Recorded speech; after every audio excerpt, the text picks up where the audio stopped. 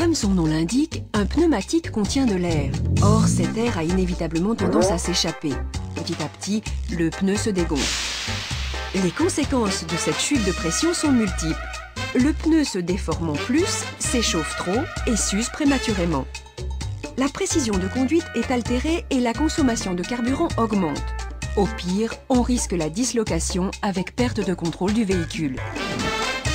Il est donc important de vérifier régulièrement la pression des pneus. Cette opération appelle cependant quelques précisions. En effet, les pressions standards, affichées dans chaque véhicule ou lues sur les tableaux de gonflage, sont valables pour un pneu froid. Mais qu'est-ce qu'un pneu froid? C'est un pneu n'ayant pas roulé depuis au moins 2 heures ou ayant roulé moins de 3 km à allure réduite en ville par exemple. Autant dire que bien souvent, lors du contrôle, le pneu sera chaud. Dans ce cas, il est normal que la pression, qui augmente avec la température, soit plus élevée sur un pneu chaud que sur le même pneu froid. Pour être correct, la pression à chaud doit être plus élevée de 0,3 bar par rapport à la pression à froid. Si ce n'est pas le cas, il faut réajuster. Prenons un exemple. Imaginons un pneu de pression préconisé 2 bars à froid. Après roulage, donc à chaud, vous lisez 2,1 bar au manomètre.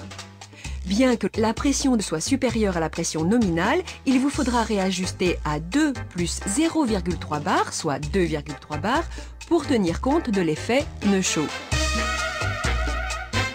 Et si dans le même cas de figure, vous lisez une valeur supérieure à 2,3 bar, eh bien une règle d'or s'applique.